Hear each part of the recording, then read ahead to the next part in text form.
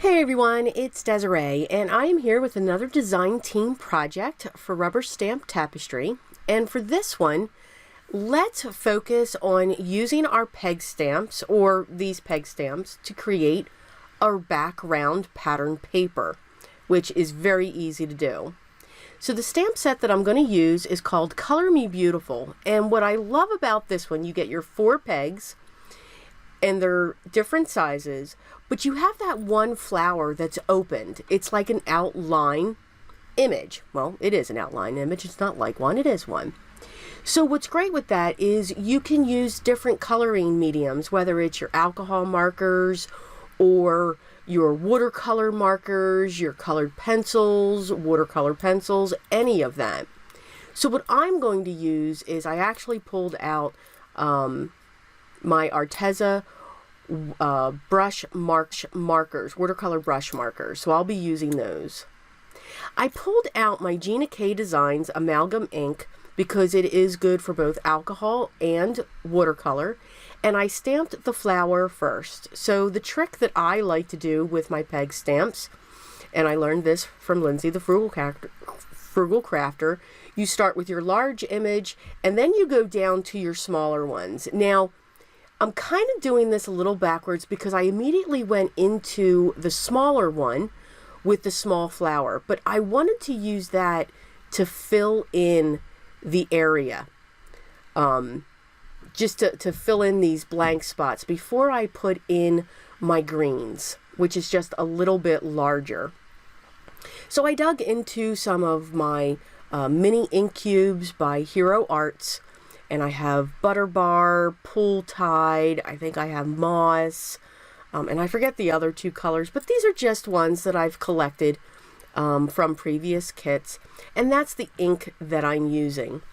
So now that I have all of those colors down, now I'm coming in with the dark and the light green to just kind of connect the flowers. But you can see I'm filling up this whole panel. It's not taking long, and I'm actually creating my own pattern paper. Now, the paper that I am stamping on is a Bristol smooth paper. I do find that paper works best with the real brush, or excuse me, these are the brush watercolor markers from Arteza. So I do find that they move better. I do find they move great too on watercolor paper. But I do like it better on the Bristol. I think it just moves a little bit better. So these are the 3 colors that I've chosen. It's a wisteria, a teal, and an apricot. And I'm just putting the color on the outer edge of each of the flowers. And then I'm going to use my refillable water brush from Arteza. They sell these in sets of 4. And I think you get 4 for about $11 when there's a sale. And I'm just pulling in that color. So I'm starting to move it on the outside, getting water there, taking some of the ink off of my brush, and then pulling it down to the center because I want my center to be lighter. I want this to have a really loose watercolor look.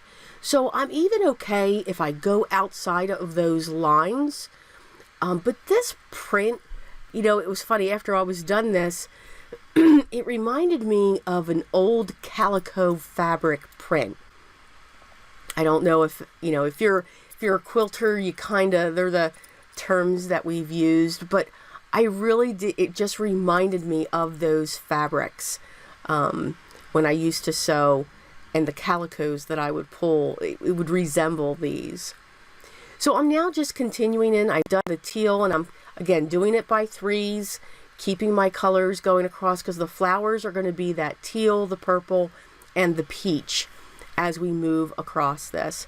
But just doing the same thing. I'm not worried about the centers. I'm not looking for the centers to be a different color because they do have a little bit more of a stamped image towards the center of each of these flowers. But again, I want the outer to be darker and I want coming into that center to be lighter. So you can see I'm just getting that color moved. I'm cleaning off my brush and then I'm going to pull it in finally with just the water. And I really like the effect that gave me. So again, I don't need multiple colors. You can use multiple colors by all means if you want a more solid look. But from one color, you can get those different shades just by pulling in your water, cleaning off your brush so that you have clean water on your brush. And again, you don't have to use a refillable watercolor brush. You can use a simple brush with a little jar of water. You'll do the same thing that I'm doing here when it comes to using these two items together. So you can see I'm filling in the last few flowers. And I'm just looking as I'm looking at these, it's kind of helping me gauge, okay, which color do I want to use next. It's okay that they're, together because I am breaking them up with the colors that surround them. Some of them may be a little bit darker. Some of them could be lighter. Again, it's just the variation that you can get for each of those flowers that you're getting. Filling in the final with the purple. Again, moving the outer, getting some water in there, and then just coming in with some clean for the centers. I am going to use my Ranger heat tool just to dry this. There's not much water on the panel, but there is a little bit for those last few that I did. And then once that's dry, I'm able to either cut this panel down or run it through with an embossing folder, die cut it, whatever I'm looking to do. This panel was cut to be 4 by 5 1/4, and then I have a solid piece of cardstock just to frame it. That's cut 4 1/8 by 5 3/8, just to give it a little bit of a border going around. It's at this point that I realize I forgot one of the peg stamps. Yes. So this one is just a bunch of dots. So that's going to help fill in those white areas that I have in the background. So I'm just having fun pulling in this, it's like a seafoam green, and I'm just filling in those areas. It's very pale, it's very light, but it's just closing in those gaps.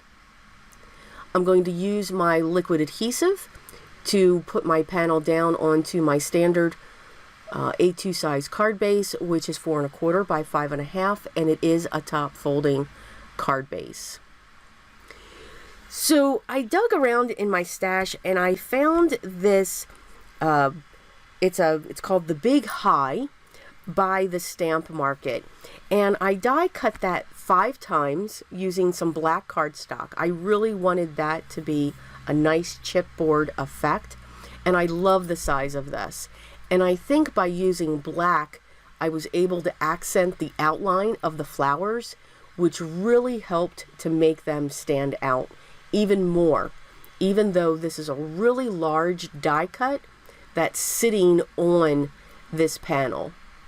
Now you can leave it just like this, but I did want to add some sparkle, so I did pull in my Spectrum Noir glitter pen, and I'm just painting that over with all kinds of sparkle.